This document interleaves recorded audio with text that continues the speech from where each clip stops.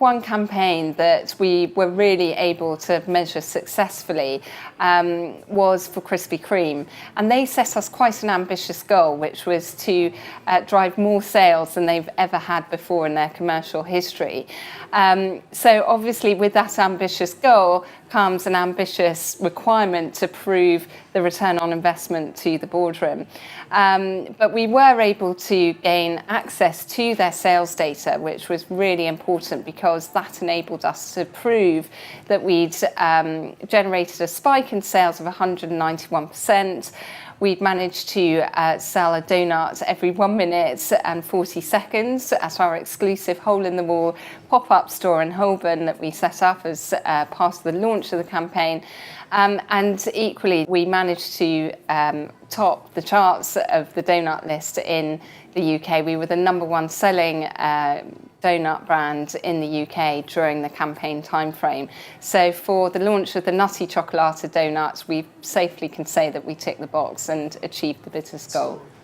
Favourite measurement success story has to be about a whole campaign rather than a moment, and it was around the Victoria Pendleton Betfair Switching Saddles campaign.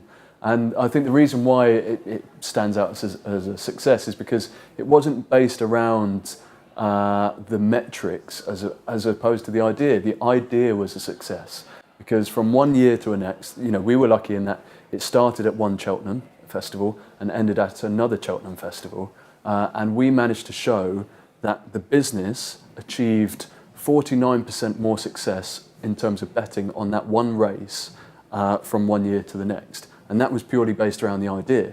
Yes, we did traditional analysis in terms of how many pieces of media coverage they got. We were very targeted and focused in terms of the male-female audience. We were targeted in terms of front of book or back of book. Back of book was much more important because that is the betting audience and the horse racing audience. And actually, so because we had the one idea to increase the race, we then narrowed, and it's like, how do you get there? Okay, it is audience, it is where you're placed, and then it is messaging. And so the big idea led to the measurement successes in terms of the mini ones, which eventually delivered the big one, which is 49% more bets on one individual race from 1 year to the next. Well, one of the great measurement success stories, I think, at the moment is we're working with South Africa Tourism. And one of the great things about working with them is that they really get measurement. They really understand it. And all the measurement is really based on one outcome measure, which is the number of UK visitors visiting South Africa per year. So it's nice and simple. There's one main outcome measure that we can all focus on.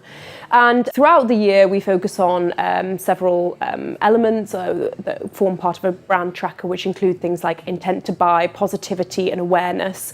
And really all of our activity is based on how those percentages on those particular metrics go up and down. And that really helps drive activity. And it's really nice working on not just a campaign, which is obviously quite a set amount of time, but on an ongoing program, which quite often people find quite difficult to measure. And also on something which has a very, very tangible outcome. So we're actually 16% ahead of our targets, and it's really nice to be able to say that with such conviction.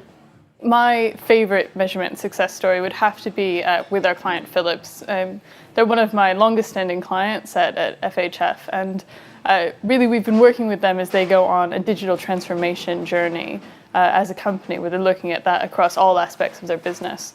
And unsurprisingly, measurement is really at the heart of that, because they want to understand not only how they can showcase back to the business what's working, but also how we can improve campaigns as we move on in that journey with them.